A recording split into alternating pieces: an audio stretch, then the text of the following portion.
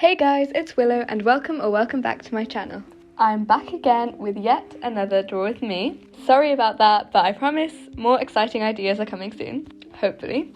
So I've already drawn a picture of this reference, done my sketch in a Col-Erase Prismacolor erasable colouring pencil, and then I did it really lightly so that I can just go straight in with the markers without having to do any line art.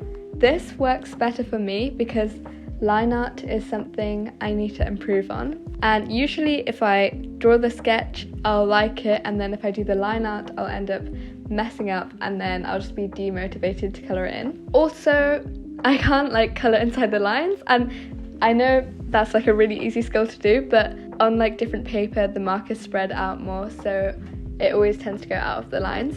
So I just feel like it's more neat without the line art, which kind of sounds like it wouldn't be true, it'd be the other way because you have outlines and stuff, but when I do marker illustrations it just works better that way.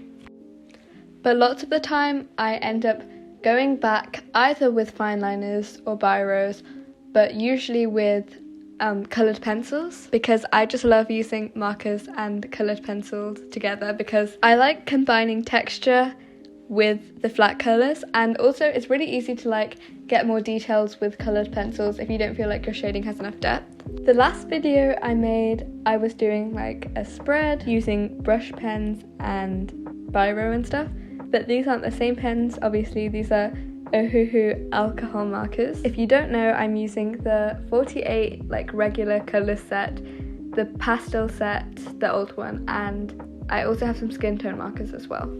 A lot of people have subscribed since that last video, and I have no idea why. It got the most views that any of my videos have ever got, so yay, thank you so much for that. On the first day of posting it, it had the usual amount of views it would have, but then after that, I don't know why, it just went really high really quickly. I got around 900 views over a couple of days, and that's just really surprising because I thought it was a basic video with basic drawings, but I guess the algorithm decided to be nice to me today, last week, so yeah.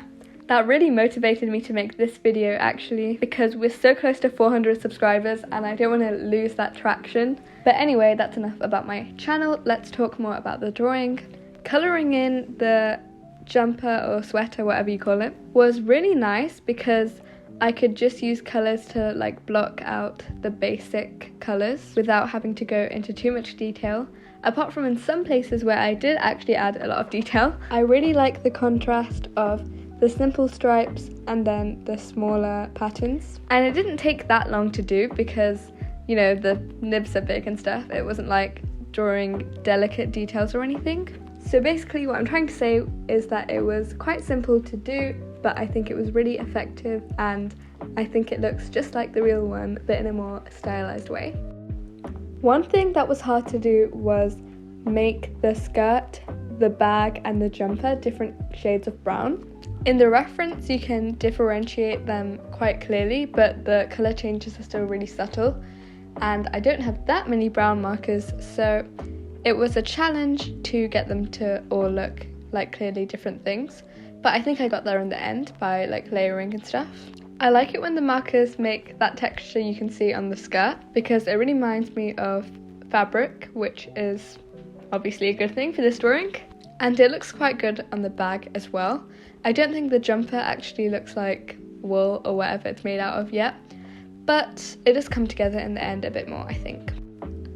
As you can see here, I'm doing the socks and I'm leaving lots of negative space, so Blank Space by Taylor Swift, because obviously they're supposed to be white, so by using lots of negative blank space, because they're supposed to be white and there's no white marker, so I just used the colour grey to show the definition, and that's a really good trick for if you ever have anything white. You don't need to colour it all grey, just put it in the shadows. I mean, I guess it's kind of self-explanatory, but if you needed some help with that, there you go. Once again, I'm going back in on the skirt because, as I said, I was adding lots of shading on the browns to make them stand out, but I feel like it's dark for a bit and then it slowly gets lighter and lighter, and then you need to come back and do it all over again. And another thing that was kind of tricky was the legs, because she's wearing tights, so I wanted it to be clear that the tights weren't totally opaque or totally see-through.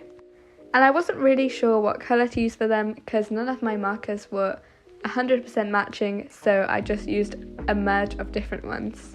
I think that shading that I just did on the jumper really helped to make it look more 3D. I started with a really light purple, I think it's called Pale Mauve, from the pastel set.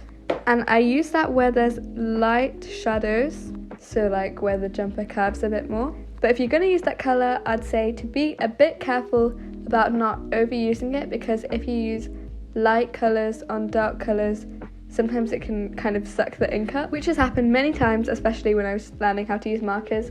So just try not to go too overboard or like put too much ink on. And then for the bits where there needed to be darker colours, darker shading, I used a dark purple called Lavender, I think. So yeah, I used that where the arms were and just in the corners where there needed to be some more depth. If you don't already, actually using purple to shade is a really good thing that works when you're colouring with markers. So if you don't have that many of like one particular colour, so say you're shading let me think of one that works. Okay, so say you're shading a blue jumper and you don't have that many blues, or it's looking a bit flat, you can just add different hues of purple as well, and that will add depth really well. And it basically works with every colour, apart from like you'll have your few exceptions if they really don't work with purple, like the maybe green or something. And I think it's better than using grey because it's more vibrant. Like obviously you can use grey as well, but purple is just a really good colour for shading, FYI. I even used it in the hair, which you saw me just colour a second ago. And in the background I'm doing this green. It kind of looks like a puddle. It was just supposed to be a shape and I couldn't decide what shape to do, so yeah, I just did that. I thought it looks quite cool though, and I had a hard time choosing which colour because I thought there were so many that would work, but I ended up going with green because there was no green on the actual drawing. So actually you wouldn't really think it would match, but I think it does match because it makes the drawing stand out and it stands out itself as well. It's also a really nice colour and it is autumn vibes even without directly being an autumn colour. Okay, so now I am going in with line art using these Faber-Castell Pitt artist brush pens I have. They're really nice, and I bought them in brown sepia when I bought them, because I already had black uni pin fine liners, so I thought I might as well get different colours.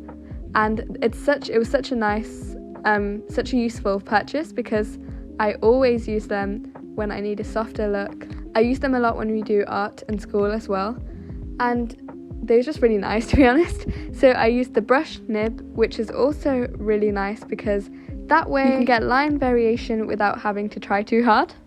I also used a purple gel pen to do an outline around the character. To be fair, I didn't even test what colour it would look like when I actually put it on the page. I just went with it, which was kind of a mistake because I smudged it a bit, but it's okay. Sorry, I just had to run to get something, so I'm a bit breathless. But yeah, I was expecting it to be a bit lighter than it actually looked. I think I was kind of imagining it to be more like a paint pen, but yeah, it looked nice anyway. And then I added a white gel pen outline as well in between the purple and the actual drawing, and I added some little lines to the outside of the bubble, which I've done before in a collab video, just because I think it adds more attention to the bubble and it looks nice. Sorry about the rush ending, but I hope you enjoyed the video and drawing. Bye!